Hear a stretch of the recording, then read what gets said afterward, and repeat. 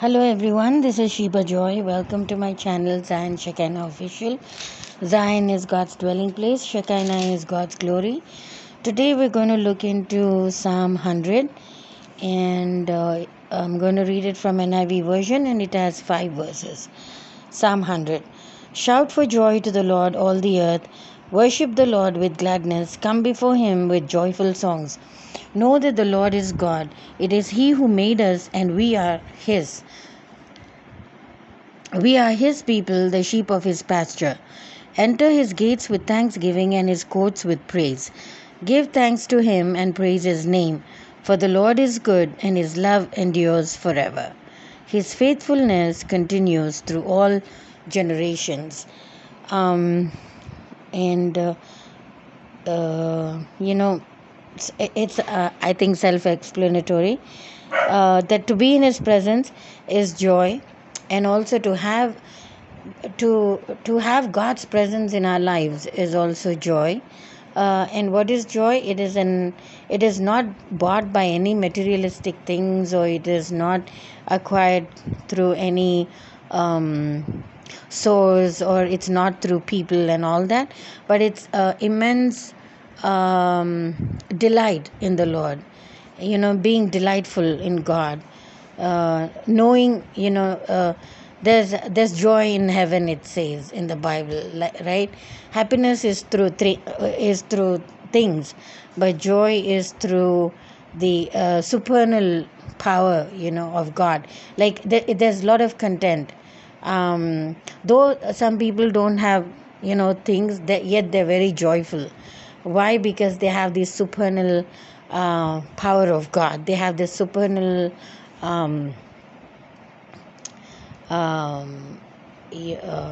God's presence in their lives, and that makes it very. So when and to be honest, I sometimes I worry when some things that I need are not there, but I'm always joyful. And that's how one of my friends, from school said that, as your name is and so are you, you're always like joyful. So, yes, sometimes as human beings, they do bother me because, those are needful things that I should be having, like simple things, normal things, not extravagant or anything like that I'm wanting and they don't have, so I'm unhappy about that. No, not like that. They're like basic things, like the walls are cracked, I need repairs for that, but I need also money for that.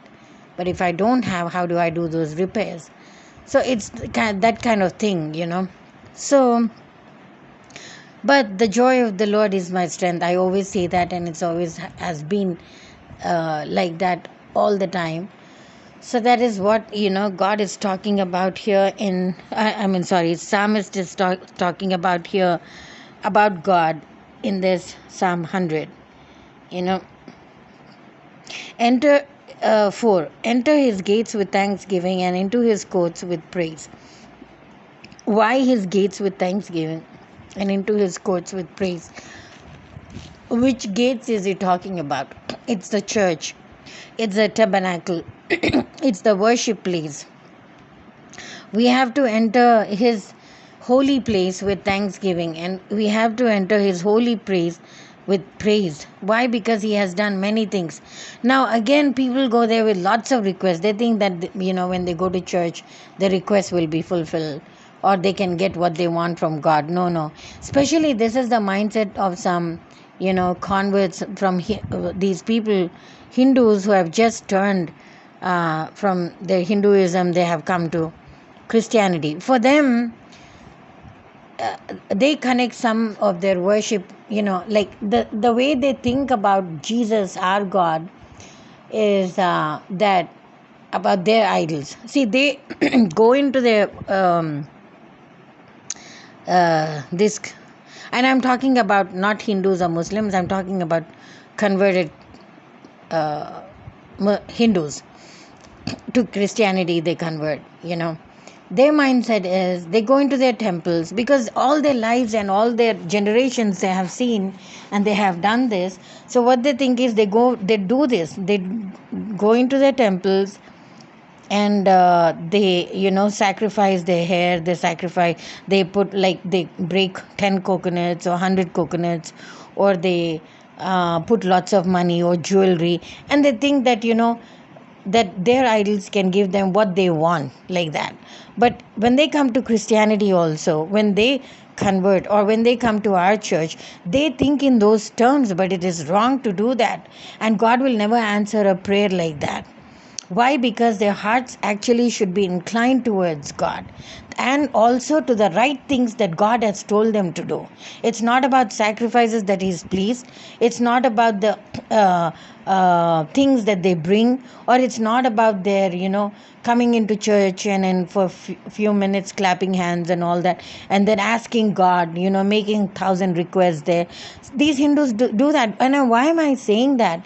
Why? Because these converted Hindu Christians, what they do is, I have seen, like, recently, I met like 2-3 people, and they only talk about this.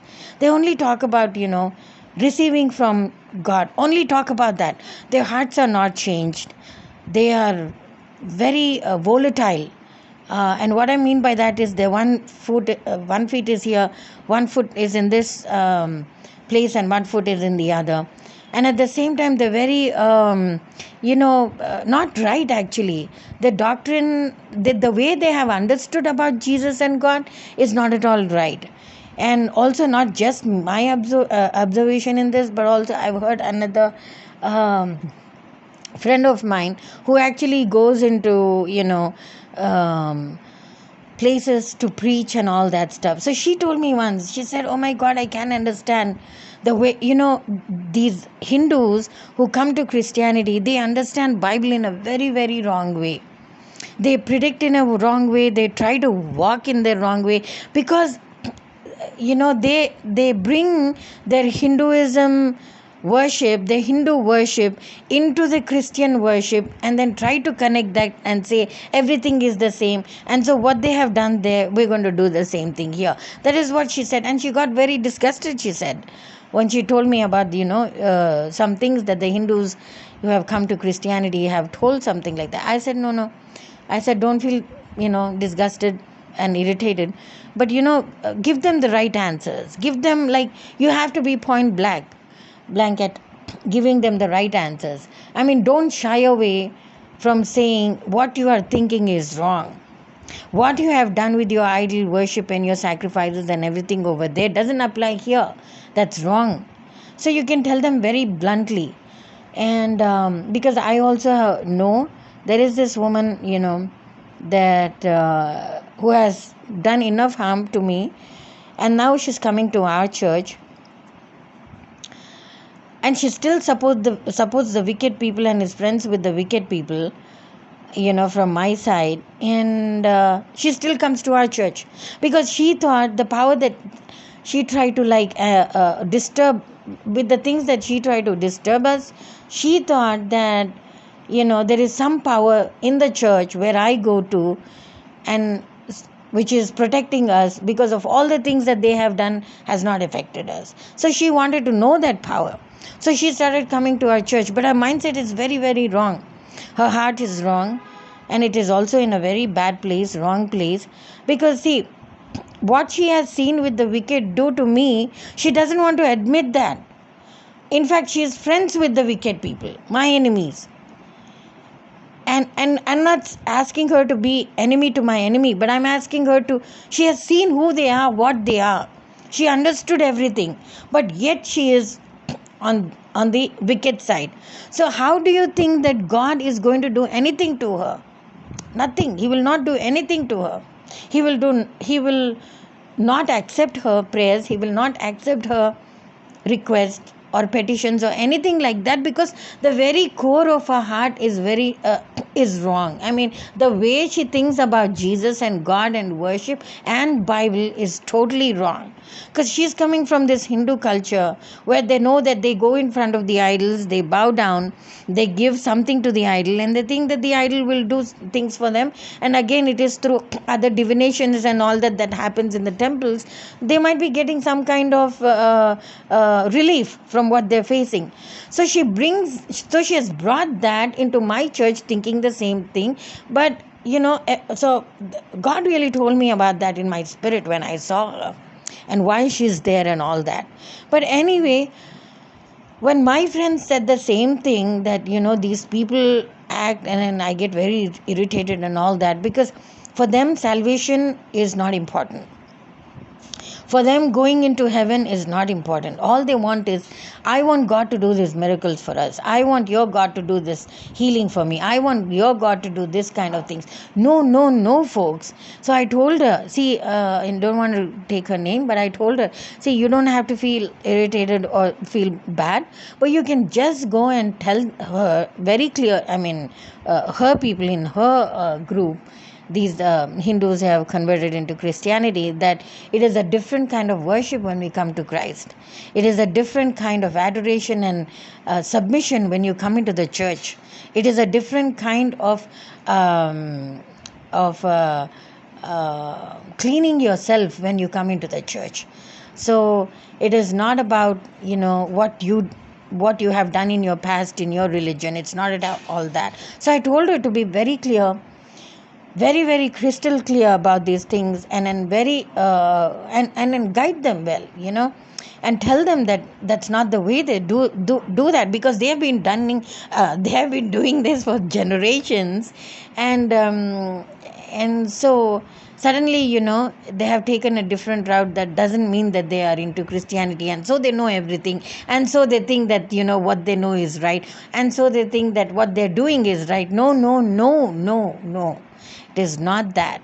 So I told my friend, I said, may the peace of God go with you. May shalom go with you as you preach to these heathens. But at the same time, be very clear, what they're thinking and coming into our this thing. And also I told her, see, they have 2 million gods. So they also think that Jesus is one of them. And when they convert, it is kind of like easy for them, because if they don't make that dedication, or if they don't think that Christianity, when they come into Christianity, they'll have persecution. If they don't think on those terms, then they are not Christians.